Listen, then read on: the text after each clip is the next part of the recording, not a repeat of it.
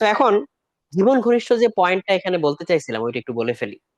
দেখো, অ্যাপারেন্টলি তুমি দেখছো যে আবুল হচ্ছে 2 মিটার প্রসারিত করছে, সরি হাসান 2 মিটার প্রসারিত করছে, আর আবুল এসে কি করছে মাত্র 1 মিটার, অর্ধেক প্রসারিত করছে।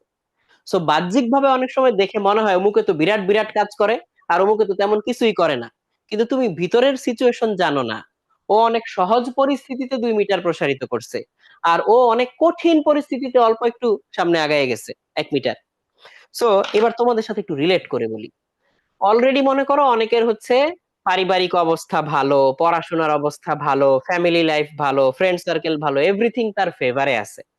সো তাকে তুমি যেইভাবে তরতর করে আগায় যেতে দেখবা, তোমার যদি হচ্ছে মনে হয় না তোমার হচ্ছে ফ্যামিলি কন্ডিশন ভালো না, ফিনান্সিয়াল কন্ডিশন ভালো না, পড়ালেখার অবস্থা ভালো না, তখন যদি তুমি দেখো যে ও হচ্ছে একদিনে হচ্ছে 2 চ্যাপ্টার শেষ করে ফেললো, আমি এত কিছু করে বা এত কিছু ম্যানেজ করে কোনোভাবে 1 চ্যাপ্টার শেষ করলাম, তাহলে ও তো বেশি আগায় গেল, ওর ক্রেডিট বেশি।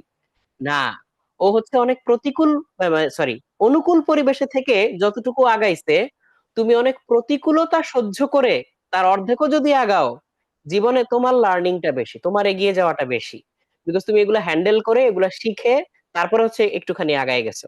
হয়তো অনেকে আমার কথা রিলেট করতে পারবা না, কিন্তু অনেকে আবার ঠিকই আমার কথাটা রিলেট করতে পারবা।